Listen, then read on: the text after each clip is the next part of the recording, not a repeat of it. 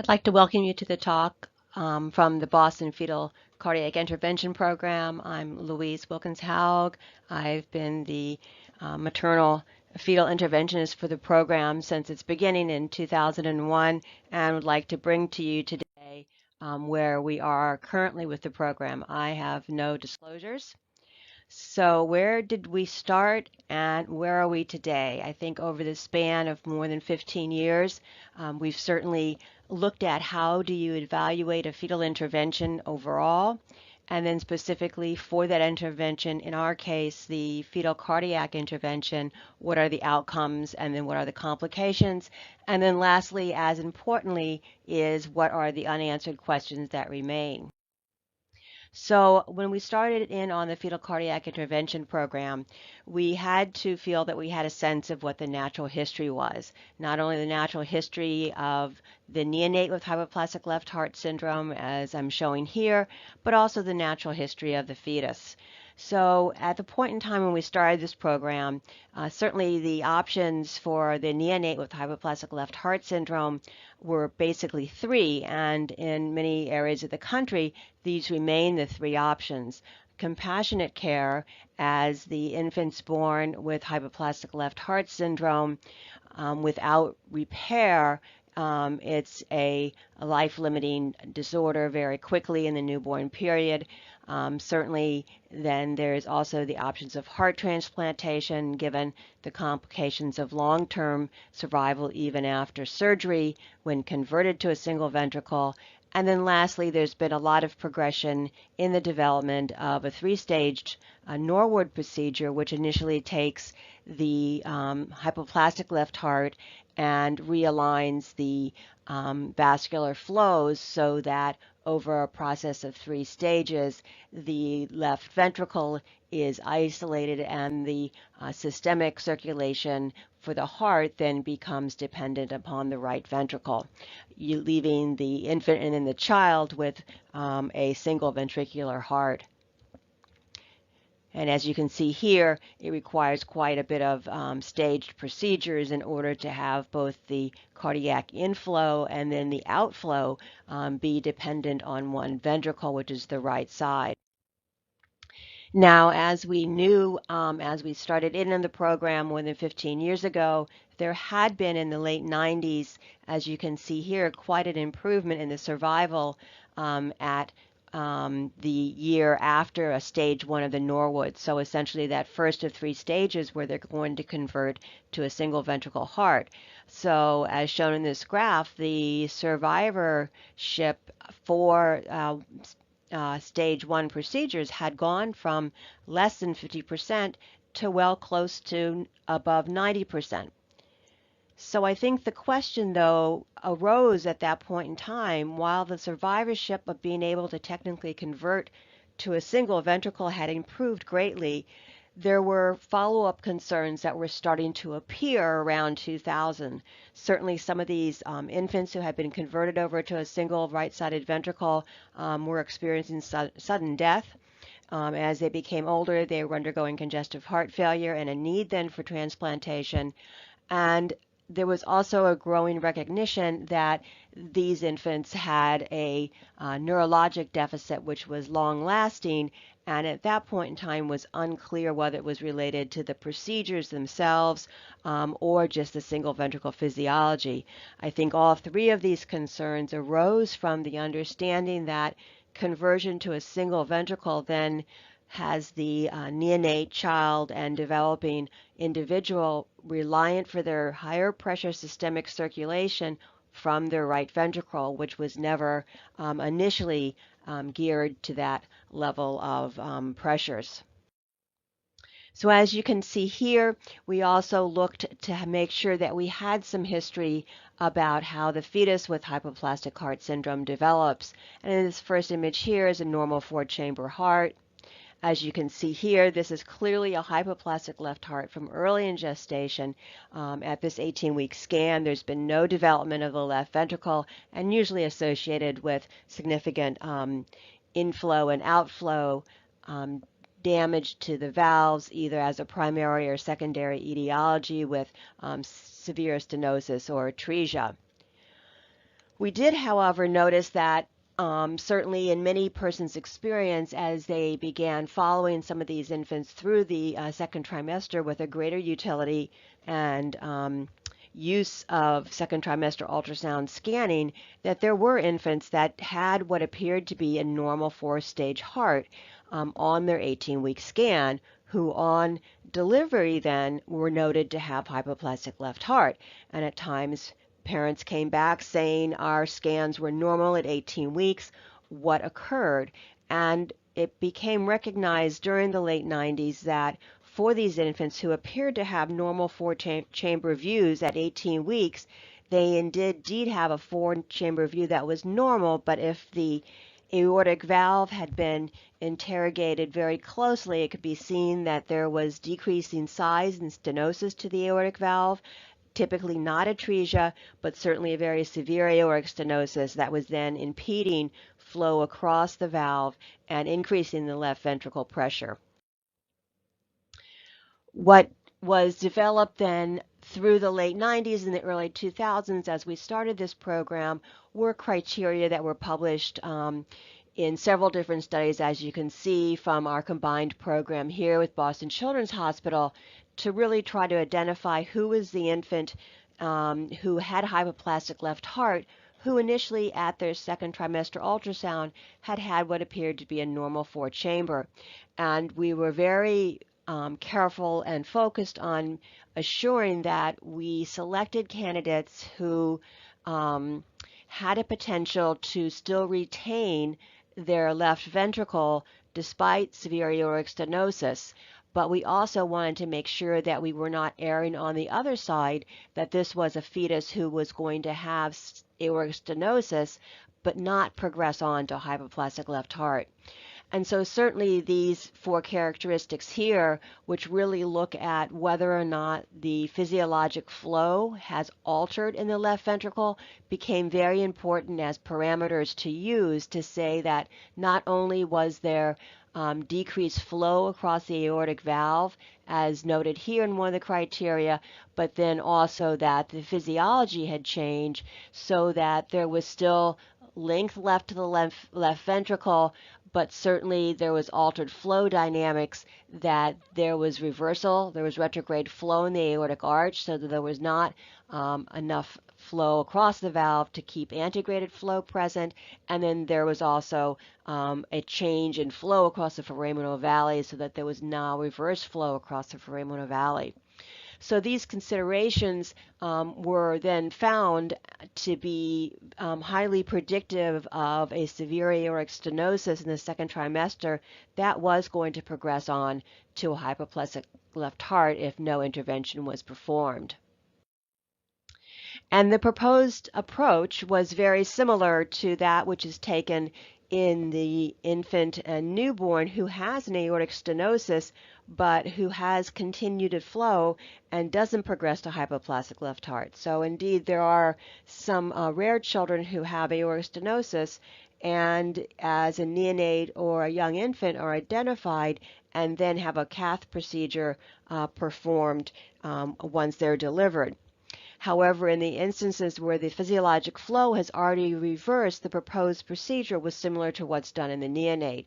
So it was to be a left ventricle approach. Certainly there's a different approach used to get the wire when it's done in the neonate. It's usually done through one of the vessels. But in the fetus, the most direct approach was through the left ventricle. There was historical knowledge that cardiac puncture could be performed at times early in prenatal diagnosis when they were looking for direct diagnosis of hemoglobinopathies. They would use a 22 gauge syringe and remove blood from the heart, and they would also transfuse blood back into the heart at that point in time with about a 10% fetal loss rate. So we felt that there was some precedent for doing a direct cardiac puncture, and we wanted to be within the left ventricle as shown here, and then aligning our trocar, which is styleted, up as close to the aortic valve as possible. The idea being that we would remove the styleted apparatus from the trocar and then a guide wire would be fitted down the trocar, which was placed at the aortic valve, and the wire floated then across the stenotic aortic valve, and then following the track up through the aorta. On top of the wire then, just as done with any dilation, is a balloon which once in place across the valve can be insufflated to become larger and actually just balloon open the stenotic valve. So here's just a look at some of the earlier setup that we had. The introducer is an 18 or 19 gauge needle that's somewhat similar to the size a 20 gauge or a 22 gauge, which is usually the needle size used for an amniocentesis. The cannula has a rounded shoulder, and then the tip is actually a diamond tip with an angle. And the balloon catheter, which is used and shown here, is actually a regular coronary artery adult balloon catheter. So probably for our procedure, as I'll go through in a bit of these next slides, most of our time is spent trying to get the fetus into the optimal position so that we can approach the left ventricle with a single entry into the heart and have the fetus positioned so that the left thorax is anterior. And we at this time will now try for up to 45 minutes to get good fetal positioning. We'll use some gentle maneuvering here, as obstetricians do typically, to do a version or flipping a baby from bottom down to head down near term. That's the same maneuvers that we will use here. And then we use a lot of positioning of the mother on the table with her being placed either left side down or right hand side down. Typically she's under a spinal analgesia, and that can be done just with rotating the OR table itself. As you can see here, once we get into an optimal setup for the fetus, we want then to give fetal analgesia, which is given with an IM injection into the fetal buttocks, which contains both fentanyl, Pavilon, so that there's no movement, and then atropine. As you can see at the top image here, as portrayed in the cartoon, the steps are with the needle to the right-hand side of the screen up here to move the needle into placement, then in the left thorax, and come up just to the tip of the left ventricle, and then in the bottom screen here you can see the shadow of the needle once it's come through the left ventricle. Here then at this arrow you can see as the wire then is coming across the left ventricle, and in this lower image here the shadow then across the balloon as it's insufflated across the aortic valve, and then this is mocked up here in this cartoon. On the left-hand side is a pre-op image of the flow that was across the left ventricle, aortic valve, and as you can see it's actually pointing here, very little flow coming across this valve, and this is then flow also in the arch, and then immediately after dilation we will watch and see whether or not we have flow, and you can see greater flow here across the aortic arch that's been dilated open in this second image on the right-hand side. So the procedure itself is now either done under an epidural or a spinal. We put in a Foley catheter and clamp it. We found that using a full bladder actually helps somewhat with fetal positioning because it occludes somewhat of the uterine space available.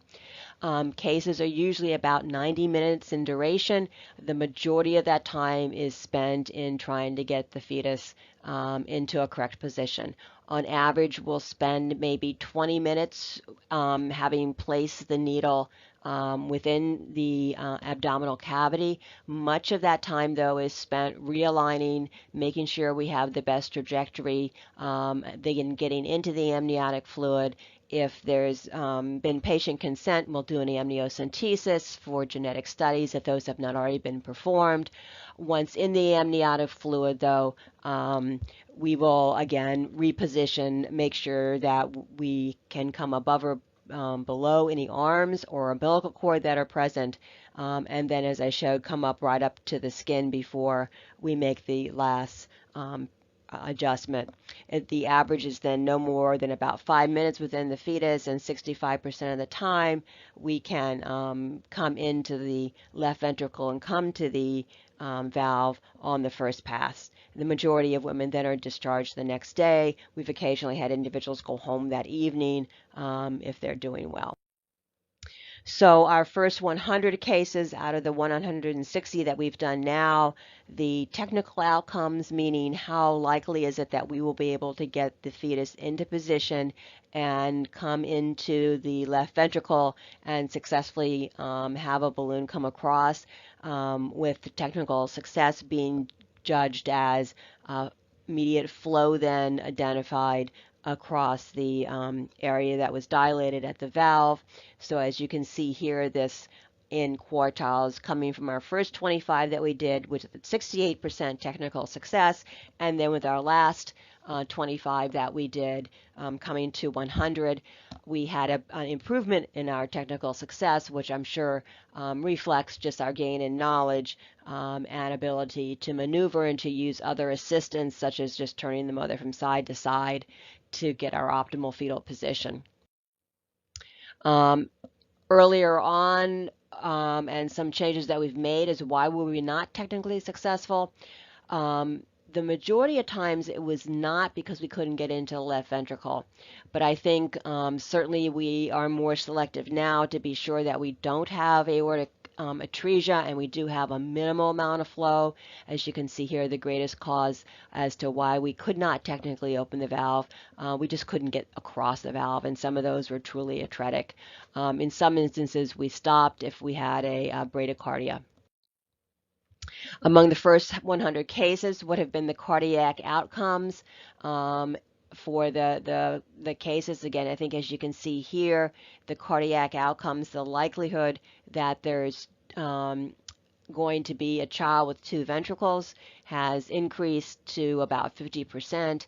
That still means that the other 50%, the majority do end up going on to be one ventricle or have had a demise at the time of the procedure, and the chance that there is a fetal complication leading to loss of the infant is about 10% from the procedure, either occurring at the time of the procedure or within the next 48 hours.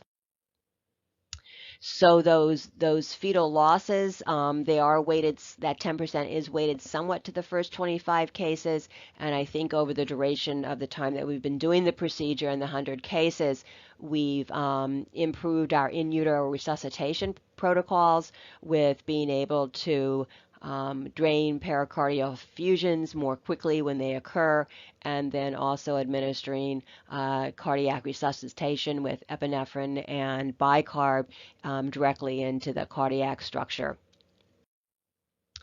What about the losses that did occur then in the infants after they were delivered? Certainly the first 100 cases, those that went on to develop single ventricle heart had, as expected, around a 10% loss at the time of their first surgery, which was what was predicted at that time and still holds true. And then there was about another 10-12% who demised prior to their first surgery.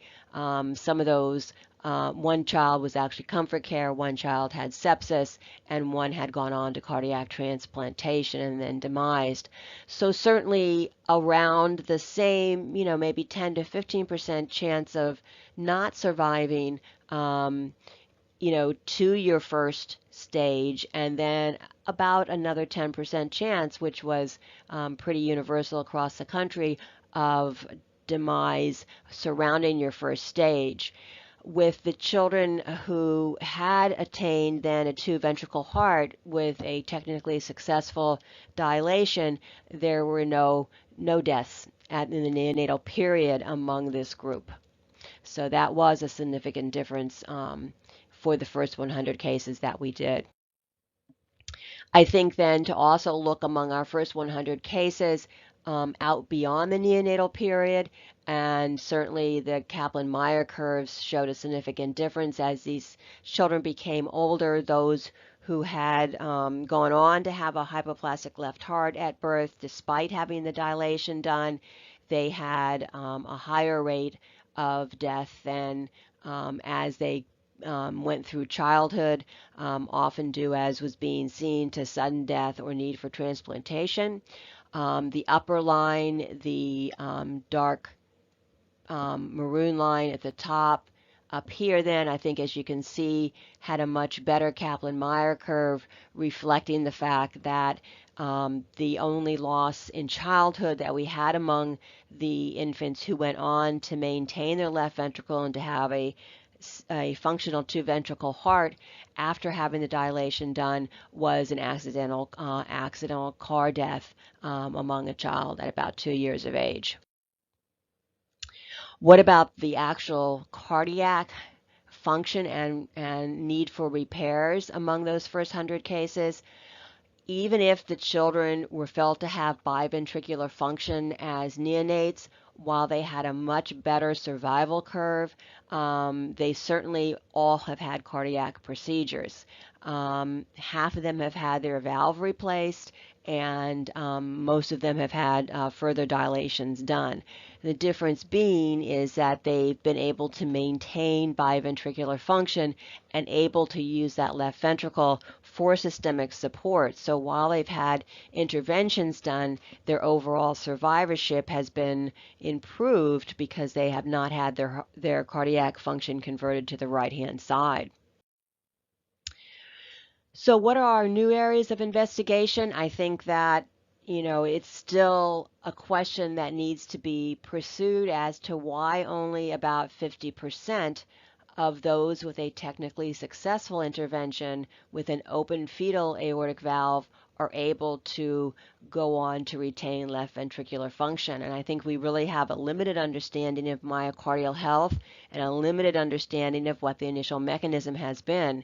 So those are certainly areas that we need to pursue to have a better grasp on who's the best candidates for these procedures, and are we selecting candidates who actually have enough myocardial health remaining to go on to be able to support their systemic circulation on the left-hand side once they become children.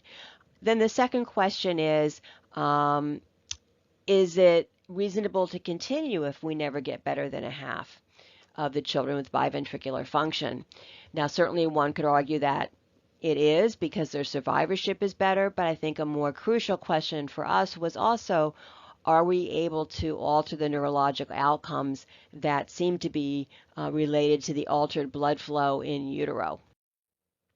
So I think to address that first question initially was that individuals working in this field were seeing that certainly children with cardiac abnormalities overall have a higher rate of neurodevelopmental abnormality and developmental delay, and it was really becoming clear that this was pre-existing their operative procedures. So certainly on their neonatal neurological exams, on fetopsy and autopsy before they ever went to surgery, infants with cardiac anomalies have altered CNS development.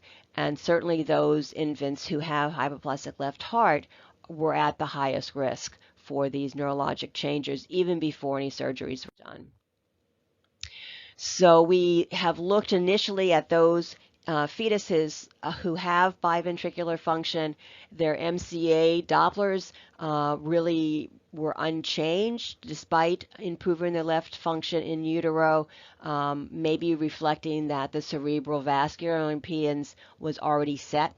Is there a need to try to do these procedures earlier than the typical 24 to 25 weeks that we usually do them? Is there a benefit to trying to intervene earlier immediately after the ultrasounds reveal that there is aortic stenosis and altered flow. Would we be better served by intervening at that point in time in order to maintain continuous, more normal circulation to the CNS development?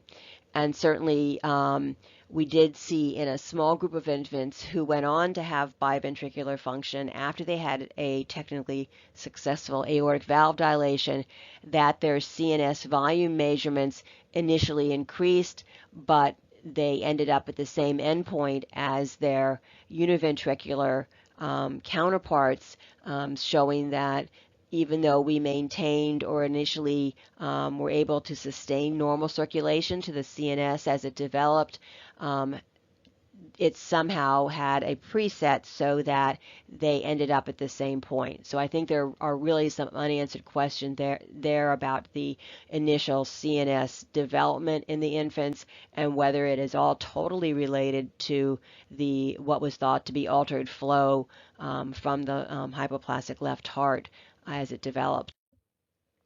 We also looked at the overall neurologic development of a subgroup of children that were seen for follow-up, again, at the Boston Children's Hospital, and they had these general adaptive composite scores obtained. And as you can see, certainly the children with the biventricular success appeared to be no different than those with the hypoplastic left heart. So really no overall improvement, which was a little bit below what you would see for normal children, but no different than for the children who had a hypoplastic left heart. So although the sample size is small, really no alteration in their underlying neurologic development if they were able to obtain a biventricular heart. So the question still remains in the hypoplastic left heart population, even those who converted to a biventricular heart with the intervention, they still seem to have quite significant degrees of developmental delay compared to not only children with other cardiac defects, but also children without cardiac defects. Certainly, the question remains, is the intervention too late?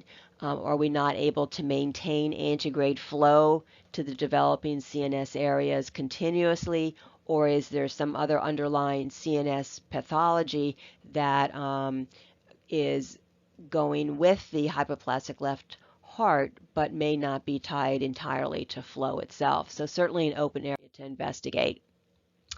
One of the other areas that we've tackled is looking at whether or not we can better define which of the infants have myocardial health on their left side that can be retained. So there was not much known about whether the dilation in the left heart really produced then ischemic change, or whether it was reflecting more stretched change, and whether that would be a marker for whether it was recoverable.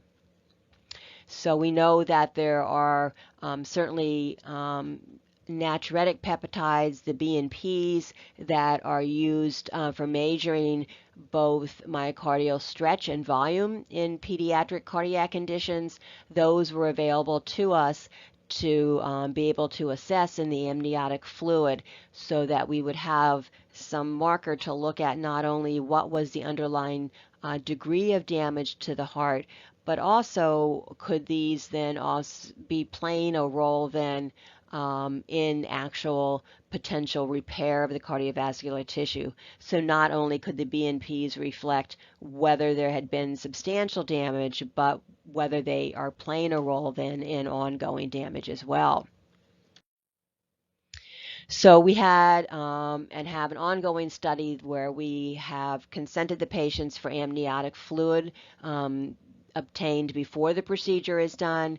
And as I mentioned earlier, in some instances, the patients have opted to have genetic testing done and then consented to have us store amniotic fluid. And the first part of this ongoing investigation, we've initially started looking at the natriuretic peptides, the pro-BNP and troponin, to look at whether it is stretch or actually ischemic changes, which is resulting in the poor myocardial health.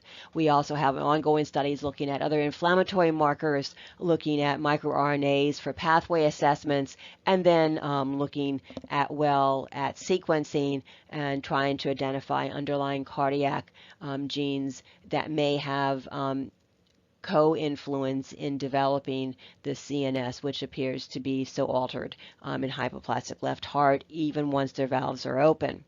We've also are working with the Fetal Cardiac Intervention Network to try to increase these sample sizes. So what we have seen so far is that certainly looking at troponin and BNP, we were able to show that the troponin, which I haven't shown the graphs here, really had no difference, suggesting that even though there was dilation, there was not ischemic damage occurring to the myocardium on the left side of the heart. But what we were able to show, as is seen here, that the infants who had the aortic stenosis that was so severe that they dilated their left ventricle, that certainly they had much higher levels of BNP, suggesting that the damage that was being done to the left ventricles was being reflected by stretch BNP markers. And what we were able to show is that the BNP marker could directly reflect whether or not there was going to be a likelihood of a biventricular success once there was a technically successful dilation. So that if the BNP, the marker that's going to be a reflective of stretch, was low, under 900 picograms per milliliter, that there was a 10-fold higher likelihood that that infant would have a biventricular success, really reflecting just the underlying thought that while there is aortic stenosis there and the flow has altered, it has not changed to the degree that there is significant damage from stress and ongoing stretch damage to the left myocardium that is not recoverable. So of those that had the lower levels and less stretch damage to the left side of the heart, 6 out of 7 of those underwent biventricular success. Those that had higher levels of BNP, their likelihood of being able to regain left ventricle function was not 0, but it was certainly much lower than the first group that I showed that had such a high success, and they then had around a 40%, 38% chance that if the valve was open, they would actually have recovery of their left ventricle. So this seemed to be kind of a cutoff region here where we could alter a bit what's said to parents as far as the likelihood that once we open the valve, we'll be able to have an infant that retains the left-hand side, and then also gives us further information to start to look at what is the underlying myocardial damage it appears to be due to stretch, and then what are the potentials then for recovering that damage. We also have investigative studies looking at what microRNAs are present as far as looking at further roles that may be helpful to provide us information with how to recover and salvage the left ventricle health once the valve is open. And then certainly lastly, our other area of investigation is in the region of candidate genes, trying to look at what we know is a very heterogeneous group of fetuses, and they're heterogeneous at the genetic level as well. There have been widespread numbers across the genome of candidate genes identified, and whether or not there's actually gene-gene and gene and environment interaction is certainly proposed. The largest family study to date on hypoplastic left heart has about an 8% recurrence rate, and among our group of 160, we showed that almost a quarter of the siblings have a cardiac abnormality. Much of it is bicuspid aortic valve.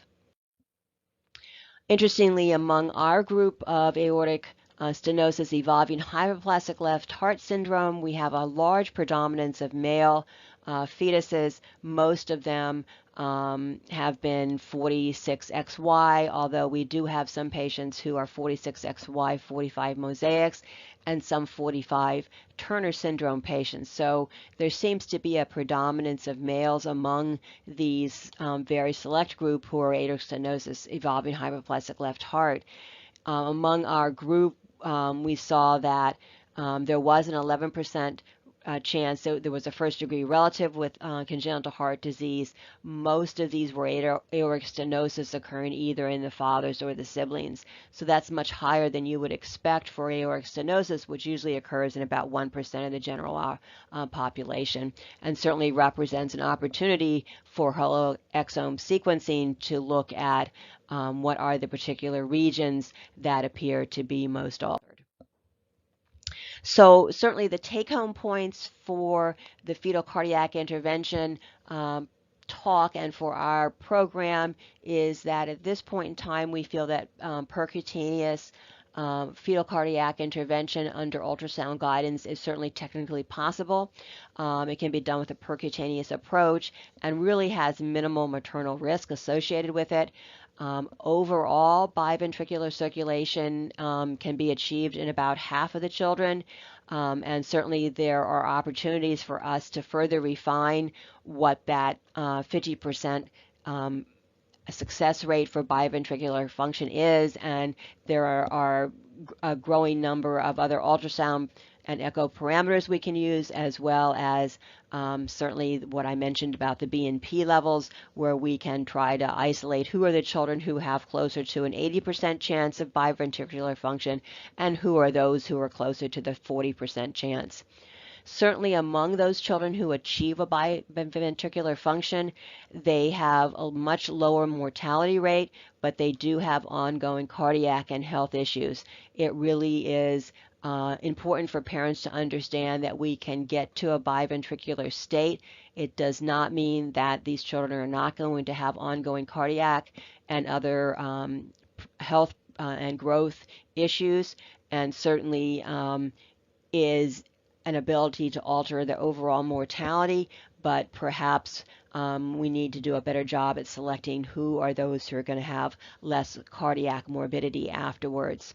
And I think importantly is we've not been able to show that the ability to open the aortic valve and restore biventricular circulation changes what we know now to be their underlying cognitive challenges, whether it's that we're opening the valve too late, not able to maintain biventricular circulation to the CNS as it develops, or there are other associated underlying genetic changes that are going along with the genetic changes that cause a hypoplastic left heart, or the susceptibility to inflammation perhaps, that are underlying, really all remain open-ended questions.